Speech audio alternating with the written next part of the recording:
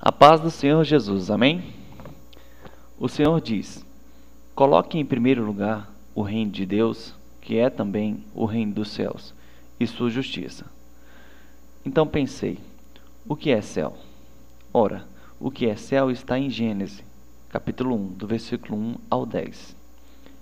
No princípio, criou Deus os céus e a terra. A terra era sem forma e vazia, e havia trevas sobre a face do abismo, mas o Espírito de Deus pairava sobre a face das águas. E disse Deus: haja um firmamento no meio das águas, e haja separação entre águas e águas. Fez, pois, Deus o firmamento, e separou as águas que estavam debaixo do firmamento das que estavam por cima do firmamento. E assim foi. Chamou Deus ao firmamento céu, e foi a tarde e a manhã, o dia segundo. E disse Deus: ajuntem-se num só lugar as águas que estão debaixo do céu, e apareça o elemento seco. E assim foi. Chamou Deus ao elemento seco terra, e ao ajuntamento de águas mares. E viu Deus que isso era bom. Então, as águas que estão debaixo do firmamento são os mares. Logicamente, as águas de cima compreendem as nuvens. O firmamento é tudo que estiver acima do nível do mar e abaixo das nuvens. A este firmamento, Deus chamou de céu. Então, quando meus olhos se abrem, o que vejo é exatamente o céu, com tudo que nele existe, inclusive a terra. Mas céu é singular e céus é plural. Então, existem vários céus. E Deus cria também novos céus. Porque está escrito em Isaías, capítulo 65, versículo 17. Pois eis que eu crio novos céus e nova terra, e não haverá lembrança das coisas passadas, nem mais se recordarão. Pedro também me disse em sua carta, 2 Pedro, capítulo 3, versículo 13. Nós, porém, segundo a sua promessa, aguardamos novos céus e uma nova terra, nos quais habita a justiça. Relembrando o sonho de Jacó, depois que fugiu do seu irmão Esaú. Em Gênesis, capítulo 28, do versículo 12 ao 19. Então sonhou, estava posta sobre uma terra uma escada, cujo topo chegava ao céu. E eis que os anjos de Deus subiam e desciam por ela. Ao acordar Jacó do seu sono, disse: realmente o Senhor está neste lugar, e eu não o sabia. E temeu e disse: quão terrível é este lugar! Este não é outro lugar, senão a casa de Deus, e esta é a porta dos céus. Jacó levantou-se de manhã cedo, tomou a pedra que pusera debaixo da cabeça e a pôs como coluna, e derramou-lhe azeite em cima. E chamou aquele lugar Betel. Porém, o nome da cidade antes era Luz. Então Jacó estava dormindo em um lugar aqui na terra, sonhou e teve uma visão. Ao acordar, percebeu algo referente ao local em que se encontrava. Ele disse: realmente o Senhor está neste lugar, e eu não o sabia. E temeu e disse: quão terrível é este lugar! Este não é outro lugar, senão a casa de Deus. Agora, quando ele disse: esta é a porta dos céus, neste caso, estamos além de um raciocínio natural. É preciso imaginar no profundo do coração a situação de Jacó.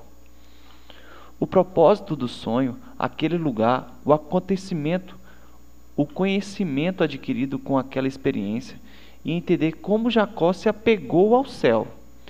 É algo que vem de dentro, manifestação, como tocar o céu.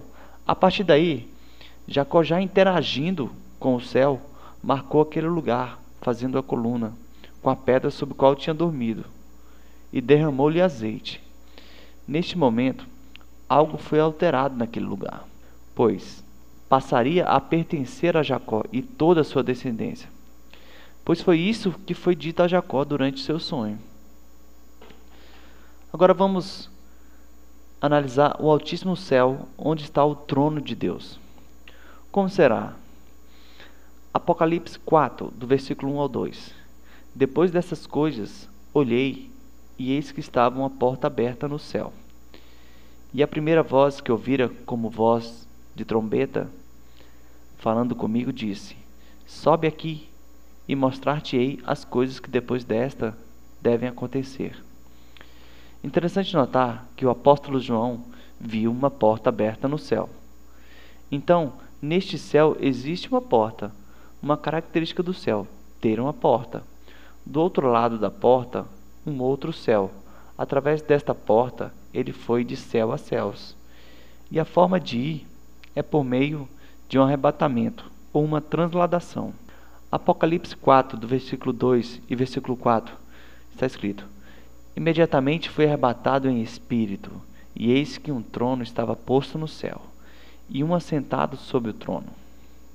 Havia também, ao redor do trono, 24 tronos, e sobre os tronos via sentado 24 anciões, vestidos de branco, que tinham nas suas cabeças coroas de ouro. João, pelo fato de ver a porta, imediatamente foi para aquele céu. Ele viu o reino dos céus, 24 tronos submissos a um trono superior, onde está assentado o Rei dos Reis. Jesus Cristo, que reina sobre todos os céus, sobre 24 reis. Os reis que se assentam em 24 tronos possuem também um reino. Então todo o céu tem um reino, tem sua justiça. Nosso irmão Paulo testemunha um céu como sendo o paraíso. 2 Coríntios, capítulo 12, do versículo 2 ao 4. Conheço um homem em Cristo que há 14 anos, se no corpo não sei, se fora do corpo não sei, Deus o sabe, foi arrebatado até o terceiro céu, que foi arrebatado ao paraíso, e ouviu palavras inefáveis, as quais não é lícito ao homem referir. Paulo refere-se ao terceiro céu. Posso dizer que antes de chegar neste céu, ele teve que passar por 2 céus, para defini-lo como um terceiro. No caso, o paraíso. Ouvia-se palavras encantadoras, deliciosas, extasiantes, promovendo um ambiente dominante em prazeres, mas que não é lícito ao homem expressá-las ou narrá-las. Assim dizendo, presenciei um céu e não tenho permissão para apresentá-lo em todos os seus aspectos. Se observarmos a palavra de Deus juntamente com o céu, aprendemos muito. Jesus Cristo observava os pássaros que não trabalhavam e nem tinham armazéns.